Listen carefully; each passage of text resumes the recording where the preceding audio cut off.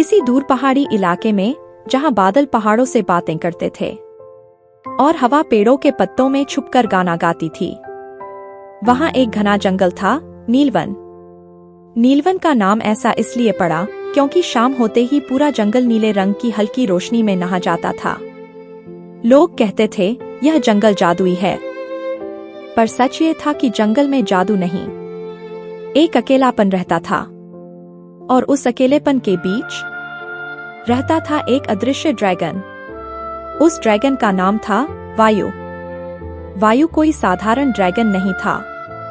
उसके पास पंख थे, आग थी, ताकत थी, लेकिन उसके पास एक चीज नहीं थी, दोस्त। वायु का शरीर पूरी तरह अदृश्य था, कोई उसे देख नहीं सकता था। बस कभी कभी हवा में हल्की सी चमक, या घास पर पड़ी हुई बड़ी सी छाया, या झाड़ियों का अचानक हिल जाना, लोग समझ जाते थे कि कोई कुछ है। पर कुछ से दोस्ती नहीं होती। दोस्ती तो किसी को देखकर, उसकी आंखों में झांक कर होती है। वायु अक्सर पहाड़ के पीछे अपनी गुफा में बैठकर सोचता, क्या मैं हमेशा अकेला रहूंगा? यह भाग पहले जैसा ही है, खरगोश, लोमड़ी और वायु का अकेलापन। उसी समय पास के गांव धनपुर में एक बच्चा रहता था, आरुष। आरुष लगभग 10 साल का था, बहुत जिज्ञासु, बहुत दयालु। आरुष की एक आदत थी, वह हर दिन स्कूल से लौटकर जंगल की ओर चला जाता।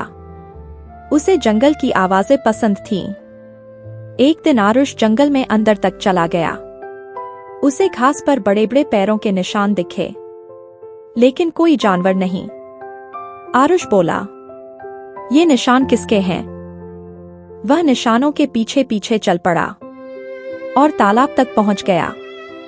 हवा अचानक तेज हुई। आरुष ने कहा, कौन है वहां? सामने आओ। वायु वहीं था। उसका दिल तेज धड़क रहा था। वायु ने धीरे से कहा, मैं यहां हूं। आरुष ने चारों तरफ देखा, पर तुम दिख क्यों नहीं रहे? क्योंकि मैं अदृश्य हूं, वायु बोला। आरुष कुछ पल चुप रहा, फिर मुस्कुराया। अगर तुम अदृश्य हो, तो भी असली हो। आवाज तो असली है। वायु को पहली बार अच्छा लगा। मैं आरुष हूं, उसने कहा। मैं वायु हूं, ड्रैगन ने उत्तर दिया। आरुष तालाब के किनारे बैठ गया, वायु उसके सामने। तुम अकेले क्यों रहते हो? आरुष ने पूछा। क्योंकि लोग मुझसे डरते हैं, वायु बोला। आरुष बोला, मैं नहीं डरता। वायु ने हिम्मत जुटाई। तुम मेरे दोस्त बनोगे? आरुष हंसा। हाँ, लेकिन रोज मुझे अपनी कहानियां सुनाओगे। वायु की हंसी हवा में घुल गई। एक दिन आरुष ने पूछा, तुम कुछ छुपा रहे हो ना? वायु बोला, मैं एक ड्रैगन हूं। आरुष की आंखें चमकी। सच में? वाह, तुम डर नहीं रहे? वायु ने पूछा। आरुष बोला, डर किस बात का? तुम मेरे दोस्त हो, दोस्त जैसे भी हो। गांव में अफवाह फैल गई, जंगल में राक्षस है। लोग मशाल लेकर जंगल पहुंचे। आरुष दौड़ता हुआ वायु के पास आया।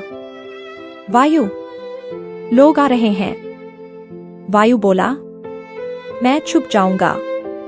आरुष ने कहा, नहीं, अब सच दिखाने का समय है। वायु तालाब में कूदा।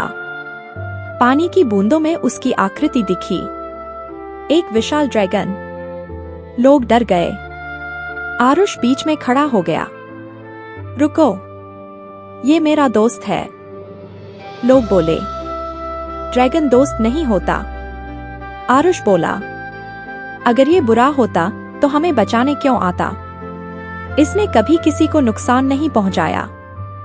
तभी वायु ने एक घायल पक्षी को उठाकर अपने गर्म सांस से उसे ठीक किया। वायु बोला, मैं बस दोस्त चाहता हूं। धीरे धीरे लोगों का डर कम हुआ। एक बच्चा आगे आया। क्या मैं तुम्हें छू सकता हूं? वायु मुस्कुराया। मैं अदृश्य हूं, बच्चा बोला। दोस्ती दिखने से नहीं होती। आरुष मुस्कुरा रहा था। वायु अब अकेला नहीं था। वायु अब भी अदृश्य था, पर उसके पास दोस्त थे, सबसे प्यारा दोस्त। आरुष और नीलवन में अब डर नहीं। दोस्ती की कहानियां गूंजती थीं। सच्ची दोस्ती आंखों से नहीं, दिल से देखी जाती है।